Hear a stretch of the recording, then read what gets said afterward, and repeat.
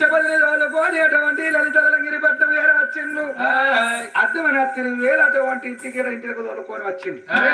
బుచ్చపల్లి తీసిర్రు ఇంటికి ఇస్తారే అన్నం పెట్టిండు అన్నం తిన్నాక బుచ్చపతి ఎవరుకుండయ్యా మీరు ఎవరో కానీ రాజులు నన్ను తోలుకొని వచ్చారు కావాలి అన్నం పెట్టారు 7 రోజులు అయితే నాకు అన్నం లేదు నీళ్ళు అన్నాడు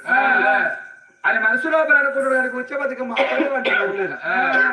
ఆ పెంట మీద కూర్చొని ఉన్నాడు ఆ బుచ్చపతి రాడు ఉంచిండు లచ్చపతి రాజు చెల్లె వేడి కత్తున్నాడే అమ్మా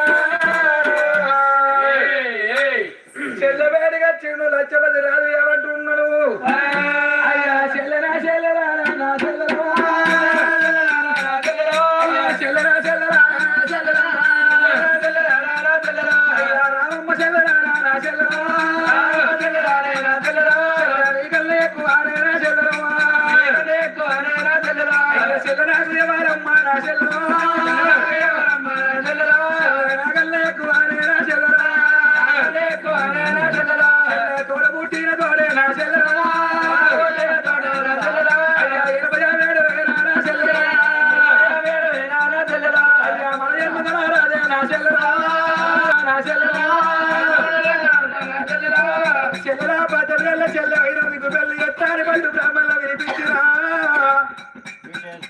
చెల్లెరు నా తోడ పుట్టిన చెల్లెవు చెల్లెరా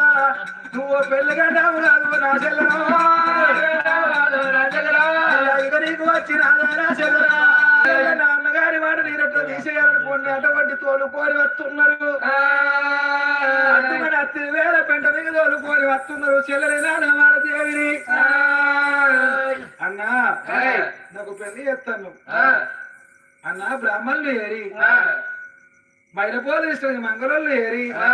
లగ్గం పోలు వస్తుంది సగరోళ్ళు ఏరి అన్నా చుట్టాలు బంధువులు ఎవరు రాలేదు అన్నాకి అర్థమైన అతని పెంట మీదకి ఎందుకు తోలకొచ్చినావు అన్నది చెల్లె నీకు పెళ్లికైనా వచ్చింది చెల్లెలా 10 మంది చూస్తే నీకు పుచ్చగారికి ఇచ్చి లగ్గం ఇచ్చిన పరువు పోదా మళ్ళీ నీకు ఇంకోకి ఇచ్చిన లగ్గం ఎట్లా చేయాలన్న ఆ చెల్లెల చివమ్మని ఏమి కావచ్చు అనుకున్నది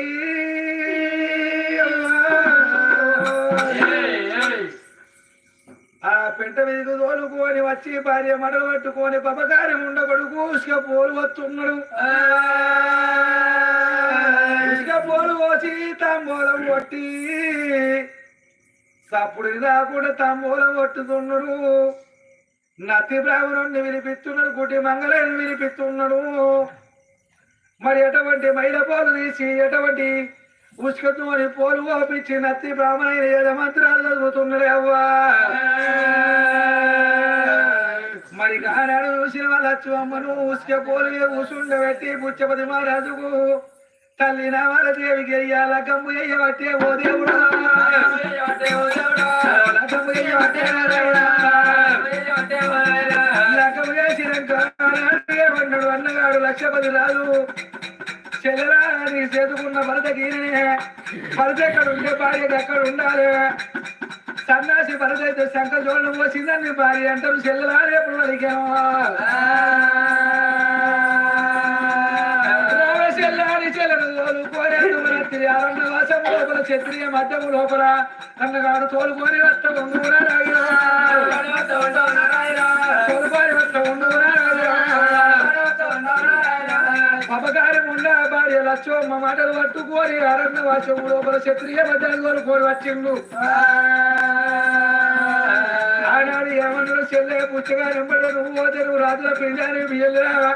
నీ మీద ఎన్ని బంగారు ఏదో శ్రీమంతం చెల్లె పట్టు వస్త్రాలు కట్టుకుంటే ఎవరన్నా నిన్ను చూసి మోదపడతారు అని పాత బట్టలు తీసిండు చెల్లెకిచ్చిండు చెల్లె మీద ఎన్ని బంగారం తీసుకున్నాడు కొత్త వస్త్రాలు బట్టలు తీసుకొని చెల్లె మీద గెల తీసుకున్నాడు చెల్లెలెత్తు అమ్మ నువ్వు పుచ్చగా నేను చూస్తుంది అనగాని మగలుతున్నా నేను నీ తోడ పుట్టిన చెల్లెలురా అన్నా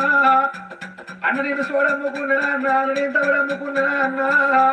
అన్న నేనేమో దొంగతనం ఎత్తిరా అన్నా ఎవరు దొంగతనం ఎత్తి పుచ్చగాడికి ఇచ్చిన లగ్గము చేసి పట్టు వస్త్రాలు నిమించుకొని పాద బట్టలు కట్టించున్నా అన్న అన్న నీ కళ్ళు పప్పు దానేనా అన్నా నీ కళ్ళు పప్పు దానేనా అన్నా నీ బంద పట్టెను రానా అన్నా